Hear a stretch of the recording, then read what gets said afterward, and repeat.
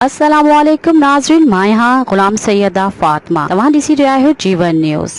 शामिल कंदासीं हिन वक्त जी हेडलाइंस। कोट मोहम्मद इस्माइल जांडे में प्राइमरी स्कूल गुज़िर केतिरनि 32 सालनि खां बिना बिल्डिंग बिना फर्नीचर ते हलण लॻो। सभी मासूम शागिर्द पट ते तालीम हासिल करण लॻा। स्कूल में बुनियादी सहूलियतुनि जी खोट ख़िलाफ़ सभी शागिर्दनि ऐं उस्तादनि ऐं ॻोठाणनि निठण उस में एहतिजाजी मुज़ाहिरो कयो आहे। उस्तादनि ॻोठाणनि शागिर्दनि चयो त गुज़िर 32 सालनि खां प्राइमरी स्कूल बिना बिल्डिंग बिना फर्नीचर जे हली रहियो आहे। स्कूल में का बि सहूलियत न आहे। स्कूल टीचर मोहम्मद इकबाल चांडी चयो त स्कूल जी तमाम फंड बि बंद आहे। स्कूल जी बिल्डिंग लाइ बार बार तालीम खाते आला ऑफिसरनि खां दरख़्वास्त ॾिनियूं आहिनि पर 32 साल गुज़री विया आहिनि पर स्कूली बिल्डिंग नथी ॾिनी वञे। बिल्डिंग ऐं फर्नीचर न हुजण करे सभई मासूम शागिर्द पट ते तालीम हासिल करे रहिया आहिनि। ॻोठाणनि शागिर्दनि उस्तादनि वज़ीर तालीम ऐं तक जे MNA MPA खां मुतालबो कयो त स्कूल जी बिल्डिंग ॾिनी वञे त जीअं सभई शागिर्द तालीम आसानी सां हासिल करे सघनि। हीअ सेक्शन थाणे जे हद ॻोठ कादर बख्श मीर बहर में नौजवान अब्दुल जब्बार शेख जे घर मथां नारी जे भेणी ऐं ॿियनि जवाबदारनि हमलो करे 3 औरतुनि समेत 4 ॼणनि खे ज़ख़्मी करे छॾियो।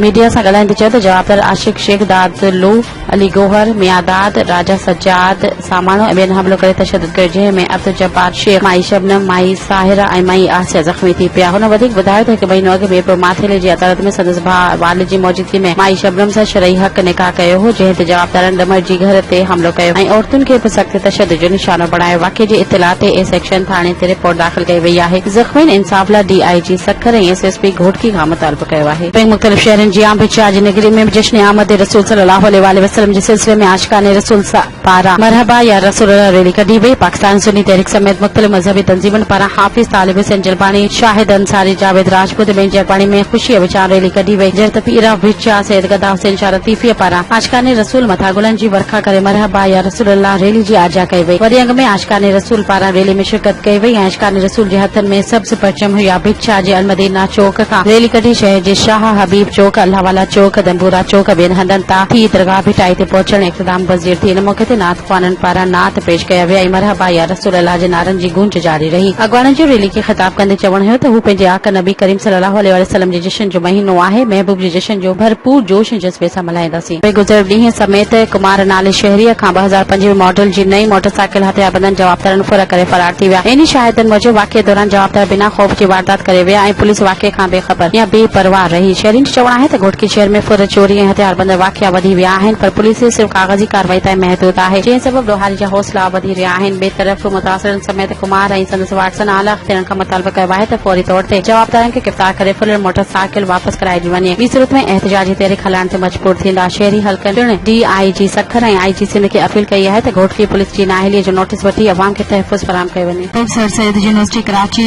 जो शहदाब प्रवासी शागिर्द साजिद अली वल्द महबूब अली थईन 13 अगस्त 2025 खां पुरस्कार नमूने गुम थी वियो। नौजवान शागिर्द जे वालिद महबूब अली थईन मीडिया सां ॻाल्हाईंदे चयो आहे त असांजी कंहिं सां का दुश्मनी न आहे। मूं महमूदाबाद कराची थाणे ते नौजवान पुट जे अगवा जी FIR पिणु दाख़िल कराई आहे। मुंहिंजे आला अख़्तियारनि खां अपील आहे त मुंहिंजे पुट जी बाज़ियाबी लाइ मुअसर क़दम खंया वञनि।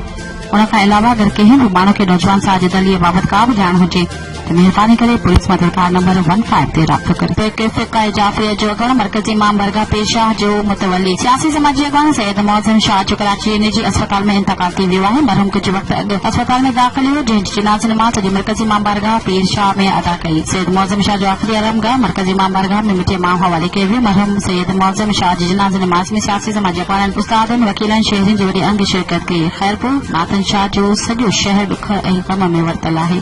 ईद मिलादुन नबी सल्लल्लाहु अलैहि वसल्लम जे हवाले सां टाउन जटिया जे चेयरमैन वॾे रोज़ सज्जाद जुणे जो सदारत हेठि जटिया टाउन जे शहरियुनि जो इजलास थियो। इजलास में टाउन जटिया में थींदड़ जश्न ईद मिलादुन नबी सल्लल्लाहु अलैहि वसल्लम जे हवाले सां सफ़ाई सुथराई जा फुल प्रूफ इंतजाम करण लाइ अहम फ़ैसिला कया विया। चेयरमैन सज्जाद जुणे जो ॻाल्हाईंदे चयो त मिलाद दौरान सफ़ाई सुथराई ऐं रोशनी जा ख़ासि ख़्याल इंतजामी यकीनी बणाया वेंदा। ईद मिलादुन नबी सल्लल्लाहु अलैहि वसल्लम जे मौक़े ते पुरअमन ऐं ख़ुशगवार माहौल खे यकीनी बणाया। काज़ी अहमद लग नेशनल हाईवे टूल प्लाज़ा वटि डीज़ल सां भरियल तेज़ रफ़्तार ऑयल टैंकर ब्रेक फेल थियण सबबि साइड ते कल्टी थी पियो। टैंकर कराची खां दौलत तरफ़ वञी रहियो हो त हादसे में ड्राइवर मोहम्मद गुल बंगल रिहायशी कोयटा मामूली ज़ख़्मी थी पियो जंहिंखे काज़ी अहमद अस्पताल में मुंतक़िल कयो वियो। वधीक ख़बरुनि ऐं अपडेट्स लाइ ॾिसंदा रहो जीवन न्यूज़।